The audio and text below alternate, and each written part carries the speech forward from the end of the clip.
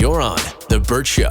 Time to get buzzed on the hot goss from Hollywood with Abby. It's the Bert Show's entertainment buzz. People are calling this the Great Bumble Fumble, and it's all got to do with Bumble's latest advertising campaign. So Bumble recently got a little bit of a facelift. There's some new changes where actually men can make the first move on women on Bumble. It's revolutionary. It's called Hinge. It's Hinge, but in Bumble form.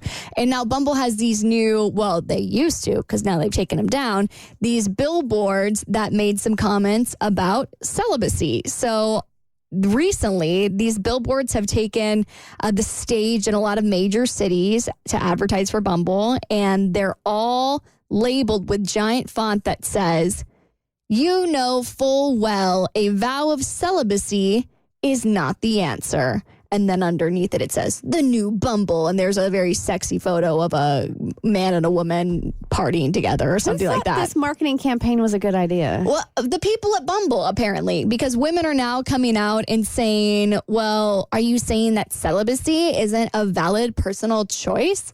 A lot of online critics are basically saying that it's very patriarchal, that women should be willing to interact with men in an intimate fashion, even, if it's not on Bumble. Like, why are we really calling out people who are choosing to be celibate? And now Bumble has put out an apology that says they're removing the ads, calling it a mistaken attempt to, quote, lean into a community frustrated by modern dating. It says that the company has long stood up for women and their right to, quote, fully exercise a personal choice, but now they feel like they've caused some harm, and they have apologized for not upholding their values. Was it done in an ironic way? Was it supposed to be funny? Yeah, I think it was supposed to be funny, like very tongue-in-cheek, but a lot of people have completely taken this the wrong way.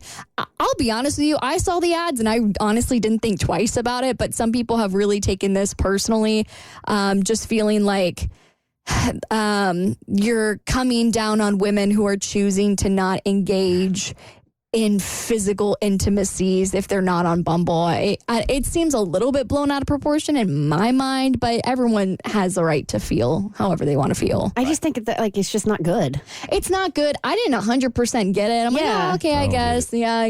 Well, I think they're calling out women who are choosing to not participate in the dating sphere because they're just like, well, we would just rather not be with men if they're not gonna, make the first move or whatever. I mean, if the billboard just strictly said because celibacy is boring, would you laugh at that? I mean, is there some humor at that where it's so it's so obviously a joke? Yeah, I almost feel like that's more offensive. Like, celibacy can be fun, maybe. No, I don't know.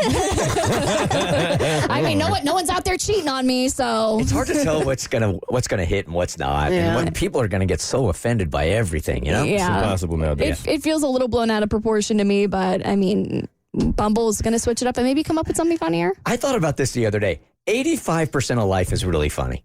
85%. There's humor in 85% of life. But I feel like most of the time now we live like there's 10% humor in things now. I know. We take things so personally that we've almost lost our sense of humor a little bit. Yeah. Imagine being a comedian. I don't know what you can talk about today. I just feel like we're overthinking things too much. I think that's why the Tom Brady roast did so well. It was so politically incorrect and so dark on every single level that I feel like some people just found it refreshing. And I thought that made me a psycho because I really did find it refreshing.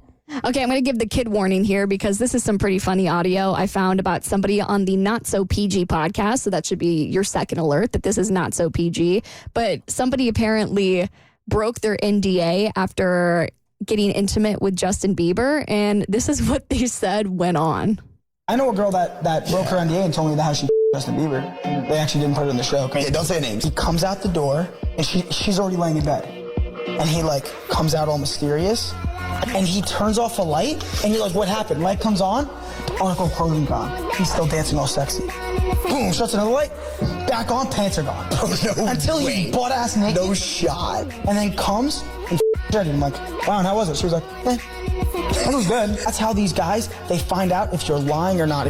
Justin, because Justin, that's his thing now. He article clothing light thing.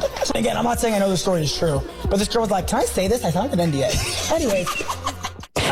I'm missing lost. something here. I'm lost. Basically, like he turns off the light, and then when the light comes back on, he takes off another article of clothing. So then the lights turn off, and then he takes off his pants. The lights come back on. You see him when the pants turn the lights off. Then he takes off his little trucker hats. I don't like any of it. Why? Okay. Just because I feel like imagine if that was a guy talking about a woman in their sexual encounter. Like, it's just gross. So you don't want me to read the Reddit thread I found of people talking about their intimate experiences with celebrities? We'll save it for bonus. Yeah, dude. I only like it if it's bonus. You're damn right I did. Okay, we'll see you on bonus. For more stories, head to the Bert Show podcast on your favorite listening platform. You're on The Bert Show.